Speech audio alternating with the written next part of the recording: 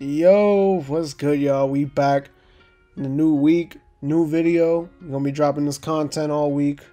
So let's talk about some hoops. Let's talk about some basketball. And let's talk about the rise of RJ Barrett in the early part of 2022. From January 1st up until now, RJ Barrett has been playing like a rising star. And I'm talking about he's been playing on all-star caliber level. Now, am I saying he's an all-star? No, I'm just saying he's been playing up to that, that standard. And right now, the stats are right here. Since January 1st, RJ Barrett is averaging 23 points per game, 6 rebounds a game, and 3 assists. Shooting splits, 44% shooting, 40% from 3 roughly. He's shooting 39.6 exactly. And at free throw shooting, he's struggling, shooting about 68%. But I think that's the only real issue with him when it comes to shooting right now. But overall, he's just been looking way more aggressive than he was at the start of the season. And I think part of that was an adjustment for him with Kemba Walker and Evan Fournier being put into the Knicks offense in the beginning of the year as the new guys, the new additions to the roster to help take the pressure off Julius Randle. And then I felt like RJ Barrett kind of became, just the guy that people forgot about, just thrown into the corner. And he was just standing there, used as like a 3-and-D type of guy. Kind of like how he was last year, but to like a lesser degree. And right now, he's become the Knicks' most reliable option on offense with the way he gets to the rim at ease. He's got his clutch gene. He's been showing that since last season, really since his rookie year. I don't know where the narrative came from last season that RJ Barrett wasn't clutch. I guess probably when Anthony Edwards, after they lost to Minnesota a game last season, when he said that they wanted RJ Barrett to take the last shot. I don't know what they talking about, because that man is clutch, and he's been showing it this season. Clutch moments like crazy, the game winner versus Boston, the dunk on AD and Westbrook, and the game-tying 3 against the Lakers on Saturday. He's been doing it all season. And to be honest, his play right now, it all started when Julius Randle was out for those 2 games in the health and safety protocols.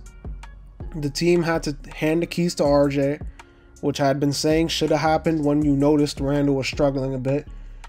But it happened right there. He became more of like a facilitator, a playmaker for the team. And ever since those games, he's been going off. He's been going off. Since then, he's doing a little bit of everything. He's been the most reliable playmaker for them, because Kemba Walker and Alec Burks playing point guards this season has been an L, especially with the way Derrick Rose being out and everything, killing that whole situation. Crazy thing was, RJ Barrett was struggling back in like November all the way to like early December, mid-December. He was struggling. And then, we had people criticizing him. I was one of them at a point. I was saying, he's playing like trash. Did I say I want to trade him? No. But I was criticizing him. I was like, yo, this guy can only go left. He's not doing anything. He's not being really aggressive. He's not hitting none of his jump shots. What is the point of having him on the floor at times? But I'm wrong. Hey, I'm wrong. I'm fine. A lot of Knicks fans were wrong, because right now he's been balling out. But there's one thing I do want to say, though. I always said RJ Barrett should have had the keys to the Knicks offense. Even last season, I felt he should have had the keys to the Knicks offense. With the way, even though Julius Randle was averaging 24 points per game and he was having that great season, Randle and RJ can coexist even if RJ is running the offense. It doesn't have to run through Randle. Yesterday was like a great example of that. Randle had about 32 points, I think, and RJ was like the main option for a majority of the night. I get Randle takes the pressure off RJ because he quote-unquote is our best guy right now, like our most skilled player. But RJ Barrett running the offense is not a bad thing for this team.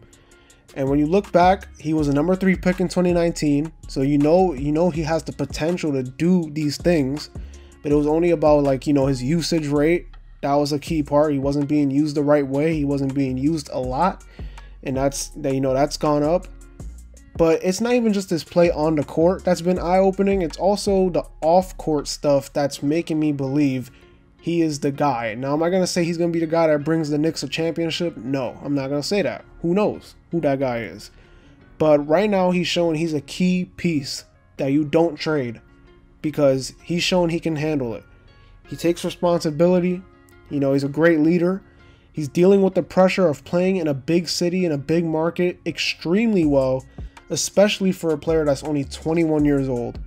He's 21 playing in a big city as the second option of a team that's supposed to make the playoffs by expectation standards.